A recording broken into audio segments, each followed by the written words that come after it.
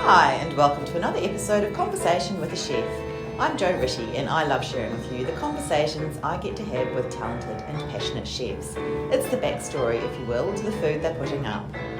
I begin today by acknowledging the Wurundjeri people of the Kulin Nation, traditional custodians of the lands and airwaves where this conversation takes place. Land which was never ceded. Land where communities came together to eat seasonally, locally, and without exhausting resources. I pay my respects to their elders past, present, and rising. Today I'm talking to Dale Kemp, Executive Chef at Convoy, Terror Twilight, Hifi in Tinker. Dale began his cooking career back home in Aotearoa, New Zealand. Although he'd always been aware of and interested in the fact his grandmother was a great cook, and she had a huge garden and grew fruit and vegetables throughout the year, he didn't think about becoming a chef until he got an after-school job at 16 as a dishwasher at the Boat Shed Café in Nelson. He loved the sounds, the aromas, and the adrenaline you get from a busy service. After working there and at other venues around the South Island, as well as completing his qualifications, Dale moved to Melbourne when he was 18 and began working at Hammer and Tong in Fitzroy under Emma Jeffery and Simon Ward.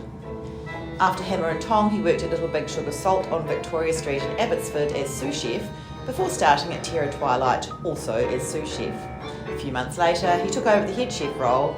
5 years on, he's executive chef of the group with 4 venues and a thriving catering kitchen. I sat down with Dale at Convoy in Moonee Ponds on a chilly Melbourne morning and had a really great coffee. It's a beautiful space with white walls, pale wood and a lot of lush plants on the huge deck. Dale wisely referred to this as a balcony because it is a tricky word for New Zealand accents. The menu is no run-of-the-mill cafe fare. It offers very popular Turkish egg dish, as well as cinnamon scroll pancakes, a king prawn roll, and a steak frites sandwich, amongst other delicious options. Convoy turns 1 this week, and they're offering free coffees this Friday. But I reckon you're in for a treat any time you go. And if you like great music, the other venues, Terror Twilight and Hifi, spin vast amounts of vinyl, as well as producing tasty, wholesome food. Hi Dale, I'm Jo. How are you? Nice to meet you. How you going? Yeah, good, thanks. Anyway, lovely to meet you. Yeah, you Thank too. you for your time. Yeah, no worries. And this is beautiful here. I don't It's know why amazing, I don't come to isn't it? Moonee Ponds more often. This is a gorgeous space. Oh, it's so nice. I think What was this before? Was it? Is it? it was been actually a purpose-built? cafe. It was a a cafe called yeah. Queen Bean. It wasn't anything like this. There was a few walls in here. I think when we first took it over, there was just the coffee machine in there. That was it. Yeah. I think it was run by one person. There was no balcony. Okay. We put that wall in and we built the kitchen, and yeah, it took about 18 months. Did it? Yeah, it was a bit of a slow process. My boss Ben actually built it with himself and a few of his mates. Wow. So yeah. How many does it seat? It feels big. About 160, 170. Yeah. Yeah. So yeah, it really pumps. And so a year on. It's actually 1 year this Yeah. week, I think. Yeah, that's right. And I think on Friday there are going to be some free coffees and things. Yeah. Yes. Yes. Yes. Is that a thing? Yeah. Yeah, it is. It is a thing. Yeah. Yeah. Yeah, it's been. Nice. We've learnt a lot in the time that we've been open. Yeah. I think it was our first big venue. We weren't really sure what to expect. We probably underestimated how busy it was going to be. Okay. So. Because what else is around here? There's Brother Hen up the road. Oh, yeah. There's another one around the corner called Mr. Walker. I think what we found also, there's no menus of this size around here. They're all quite small. Okay. So we had a lot of big groups, especially on Sunday, lots of families. As you know, around here is quite family based. Lots of young families and stuff. So yeah. We get And it's daytime? Do you do daytime only, yep. Yeah. Yep. I think we're looking at maybe getting into the events down the track. But yeah, open from 7 to 4. 8 a.m. on the weekend. So nice. yeah, it's doing great. Yeah. And how different is it to Terror Twilight? I would say it's very different. Yeah. We didn't really know what to expect when we opened it, but we quickly learned that what people want out here is very different to Collingwood. Yeah. Yeah, very, very different. And I would say we're still kind of trying to work that out. There's a lot of European, Middle Eastern people up here. Yeah. So we've kind of leaned towards that kind of style of menu, which has worked really well for us. Yeah. Our biggest seller is definitely our Turkish eggs. Wow. Which is just very simple. Sucuk, which is like a traditional Turkish sausage. Poached eggs, red pepper butter, and simit, which is like a Turkish bagel. And yeah, we sell hundreds. It's really interesting though, isn't it? And I was just speaking to Adrian Richardson at La Luna, and they're about to turn 25, and he said, the important thing is, as a chef, not to cook what you want to cook, but what the public want to eat, and I think that is important. Yeah, very, very important. I think you can do a bit of both. Like, I think you should definitely cook what you want to cook, but definitely take on all the feedback from the customers. Yeah. And we get a lot of very honest feedback here. Some good, some not so good. So yeah, we really take that on board, and we're just continuing to evolve week by week.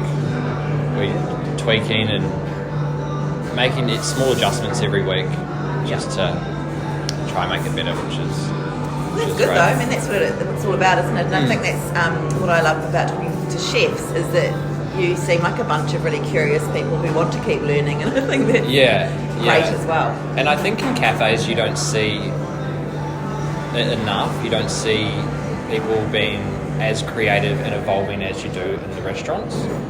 I think a lot of cafes, they'll kind of stick to that very almost base menu of your breakfast classics, and the chefs probably don't have as much creativity as they probably should. But is that because of the price point? Is that because you have to keep things under a certain amount in cafes? You're limited as to what you do? I think if you're serving a good product that you're confident and you believe in, you can charge a bit more for it. Yeah. I would say we're on the higher side of pricing, but we don't get people, complaining about the price. Yeah. I think if you're serving good food and using good products, then you're good. Yeah. And so I was going to say, where did it all start for you? I know that it started at Nelson, so that's nice. Yeah. You're Kiwi as well? Yeah, I'm from Christchurch. Oh, nice. Yeah. I was actually born in Christchurch. Oh, yeah? All my family's still there. But it started for me in Nelson when I was in high school. I just got a job as a kitchen hand. Never thought about really being a chef. My grandma was always a really good cook, but I would say I didn't become super interested in what she was doing till I was a bit older. But she was always cooking good food. She's always making sauces, growing her own veggies and fruit, and that's cool. That's amazing. Yeah. So I started at a beautiful restaurant in Nelson. I'm not sure if you know it, called the Boat Shed Café. I have heard of that name. Yeah. Sits over the water, looks out over the bay, and we serve I would say Mediterranean, Italian flavours, all fresh produce. We bake sourdough twice a day. Wow. Everything from scratch. And I was lucky enough to work under some really great chefs there. Yeah. Who had all travelled through Europe. A lot of them were actually European.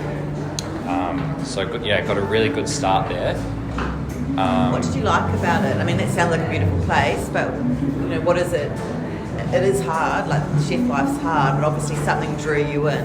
What was it? I would have to say initially it would be the adrenaline you got from a really busy service and the team and just the camaraderie, and it was fun. Some days were really hard, but you were all in it together, and that kind of drew me towards it. And the saddest week, it was an open kitchen, and just seeing the customers, they're coming up to the past and thanking you, and so I think that's what initially drew me to it. Yeah, nice. And just how passionate everyone was there. You kind of get sucked into that. I've been saying this to everyone, but I've just binged 2 seasons of The Bear. And so just seeing the pressure and the obviously it's a stressful show to watch, but it made me really think about that chefs are great problem solvers as well. And I think the people that really love it do love that adrenaline and do love the fact that all these dockets are coming out and it's crazy, but we're in it together, and how do we make it work? And I think, it's impressive, because it is a stressful situation to be in day in, day out. I think I handle the stress a lot better now. Yeah. I think the more you stress out and get in your own head, it just makes the whole situation worse. And everyone working under you, it just falls apart a little bit. So I think I'm a bit more level-headed now and know how to deal with it better. That's right. But it just comes with experience. That's it. And I think those waves of thinking, well, this too will pass and we will get through it and no one's going to die. So. Yeah, exactly. Hopefully. Oh, well, that would be a disaster. So from Nelson, I did read that you were at C1. Is it down in I was Christchurch? at C1, yeah. I was there for about a year. I actually dabbled in a bit of coffee roasting there. Did you? Funny enough. Yeah. When I first started there as sous chef, the current sous chef was like kind of on their way out, but they didn't have enough hours for me. Yeah. So they taught me the ins and outs of roasting coffee, and it was this old like Probart gas coffee roaster. It wasn't plugged into a laptop. It was all you had to write down all your times. And wow. back then I felt like I really knew what I was doing. They kind of showed me how to use it, and when I think about it now, I was probably butchered a lot of coffee. But I mean, when was that? When was that? That was probably 2016. Wow. Yeah. But that was a cool place to work. So that's in where it is now? It's in the old post office. Yeah. New owners now. I was actually there over Christmas, and the manager is now the owner. Okay. So no, it was nice to go back. It's got a good name there. It's a really good place to do your cafe. It was very different, and it was probably my first experience working in like a big operation. I kind of been working in small teams my whole career, 4 or 5 chefs. So it was nice to see that. It was actually run really, really well. But I stayed there for a year and went back up to Nelson before. I actually moved over here when I was 18. Okay. I stayed here for 2 years, and then I went back. Yeah. And then as soon as maybe 6 months after I got back, I was like, why did I do that? Yeah, as you probably know, it's hard to move back to New Zealand after living in Melbourne. Yeah. So I came back, and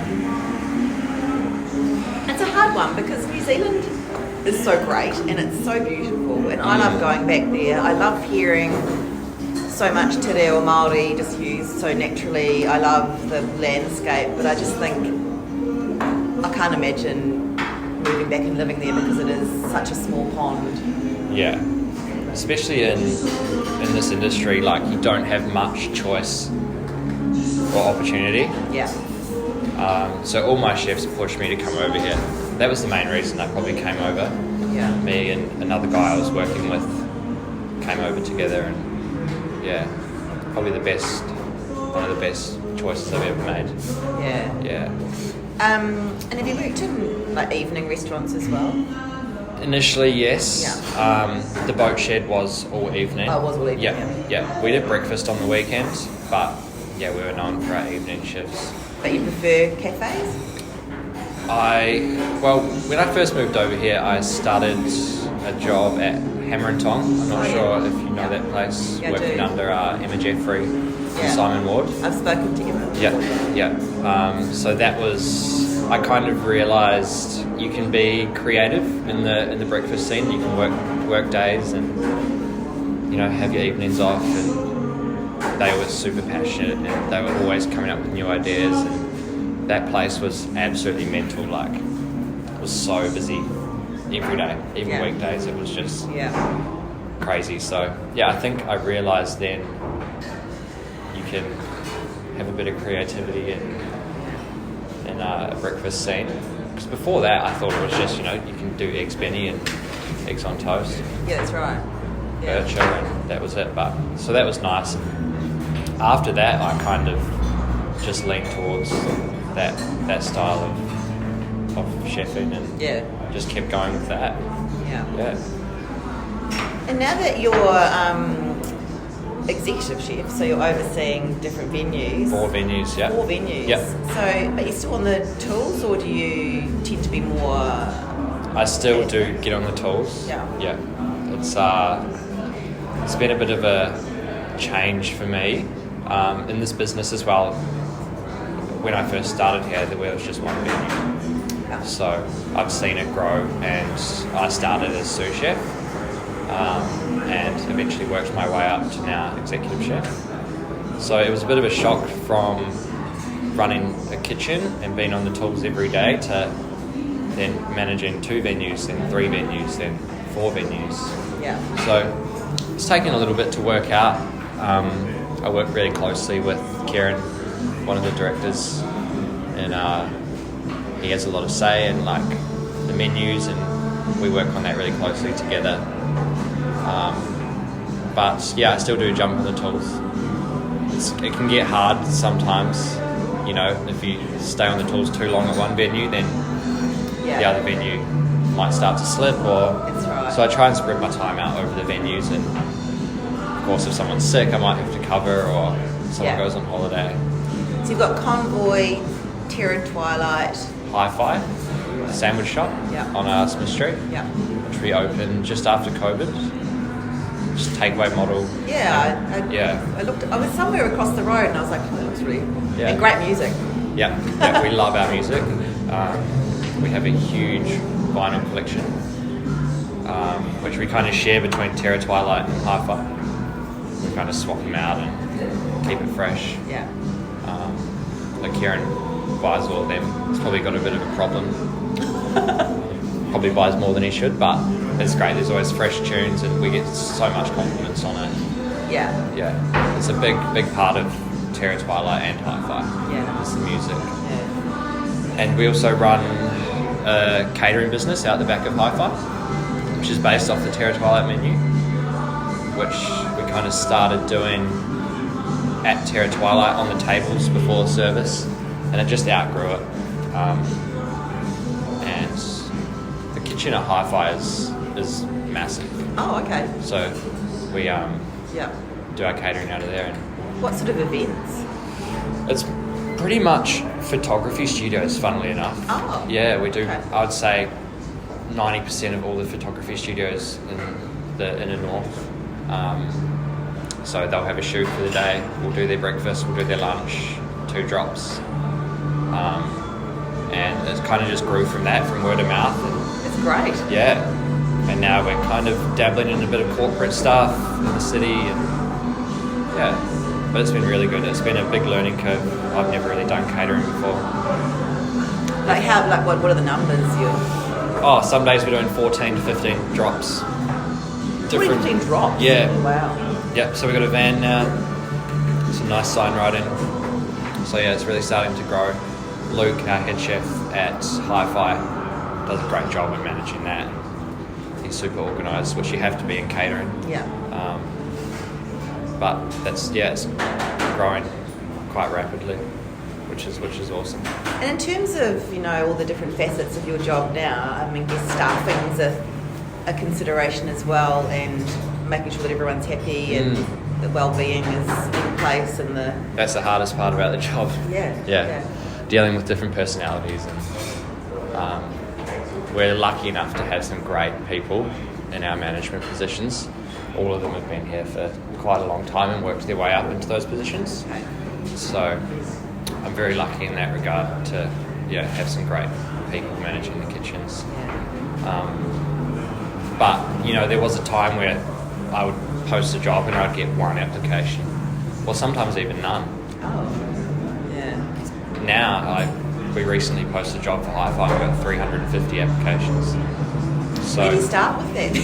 Well, it's a lot to sift through. You can't. You kind of just... Yeah. Wow. Yeah, so I think it's getting better. And what about people staying? Because I've sort of heard there's a lot of people moving around at the moment because they have that luxury to do that. Everywhere needs people. Do you get people that come and stay? I think once... We definitely get some people leaving, but not to really move to other venues. People go away and go on holidays and stuff, I think we do pretty well at retaining staff. Yeah, it's good. It's a big focus for us, and we constant check-ins with staff, and catch-ups after their first month, performance reviews. I think is a great way to let the staff know that you care about them and how they're tracking, and you want them to continue to evolve. 2 of the chefs here started here as kitchen hands. Yeah. One of them started, he wanted to be an electrician. Now he's about to go off to chef school and he's cooking, so yeah, nice. It's nice to see that. Another guy, yes, first kitchen hand job and now he's full-time chef. Yeah. That's one of the best parts about the job too, seeing people grow and evolve. Yeah. They start and they don't really know what they're doing, and now they feel like they have a bit of purpose and they enjoy coming to work. It's great. And what's your advice to young chefs from your experience? You definitely have to work hard at the start and get yourself somewhere where people care about what they're doing. I started at the Boat Shed, but I worked at another place at the same time, and my head chef said, you shouldn't become a chef, it's too hard. And I actually left that place not long after. And yeah, I would say get yourself into a good restaurant with people that are passionate about what they're doing, and you'll kind of latch onto that. And yeah. Great. Yeah. Thanks, Dale. No worries. Good. And Thank you. Happy first birthday to Convoy. Thank you. Come in for a free coffee. Thank you so much for listening to this episode of Conversation with a Chef with Dale Kemp at Convoy in Moonee Ponds. You can check out all the goodness on Instagram at Convoy Moonee Ponds. That's all one word, CONVOYMOONEE Ponds. And if you liked what you heard and want to hear more stories from other chefs, I'm on Instagram at Conversation with a Chef. You can read the chat and become a subscriber at www.conversationwithachef.com. Becoming a subscriber is good. It's good for me because I feel loved and seen. It's good for you because you get to know when new chats come up. I would absolutely love it if you told a friend about my chats, and of course you can follow me on Apple and Spotify podcasts. Once again, thanks so much for listening. Have a great day and bon appetit.